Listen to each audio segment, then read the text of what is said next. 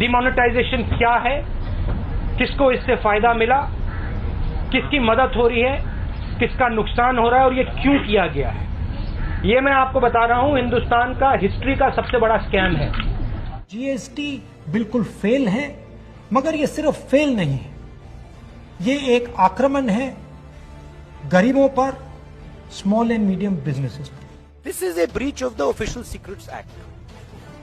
The Prime Minister, who is the only other person who knows about this deal, has informed Anil Ambani. The Prime Minister is acting as Mr. Anil Ambani's middleman. देखिए, जो मैंने Covid app के बारे में बोला वही PM fund के बारे में बोल रहा हूं। उसकी ऑडिटिंग होनी चाहिए, क्लियर होना चाहिए किसने पैसा दिया, कितना पैसा दिया और किसको दिया। आप क्लियर कर दीजिए, ऑडिट कर दीजिए, कोई प्रॉब्लम नहीं। The result is that the lockdown in India is not going to do the job that it was supposed to do, and I am confident that you will now see an increase in the disease profile.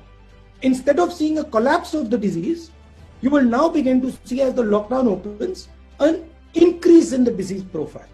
The single biggest strategic goal of India's foreign policy has been to keep Pakistan and China separate. This is fundamental for India. And what you have done is you have brought them together. Mark my words, take it from me, these laws, the government will be forced to take them back. BJP की सरकार ने असंगठित अर्थव्यवस्था पर आक्रमण किया है और आपको गुलाम बनाने की कोशिश की जा रही है। जिस दिन इनफॉर्मल सेक्टर खत्म हो गया, नष्ट हो गया, उस दिन हिंदुस्तान रोजगार पैदा नहीं कर पाएगा। आप ही इस देश को चलाते हो, आप ही इस देश को आगे ले जाते हो और आपके खिलाफ साजिश हो रही है। आपको ठगा जा रहा है और आपको गुलाम बनाने की कोशिश की जा रही है। अदानी जैसे लोग हैं जिनकी आंख आपकी जमीन पर, आपके जंगल पर और आपके जल पर है, और ये नरेंद्र मोदी जी के खास मित्र हैं। जो भी कॉन्ट्रैक्ट हिंदुस्तान की सरकार देती है, जिस भी कंपनी को देती है, उसका इलेक्टोरल बॉन्ड्स के माध्यम से रिश्वत वो कंपनी बीजेपी को देती है।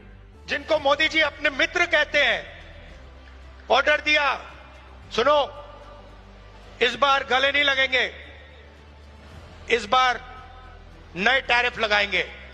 वोट चोरी हो रही है और अब हमारे पास ओपन एंड शट प्रूफ है कि इलेक्शन कमीशन वोट चोरी में इन्वॉल्व है।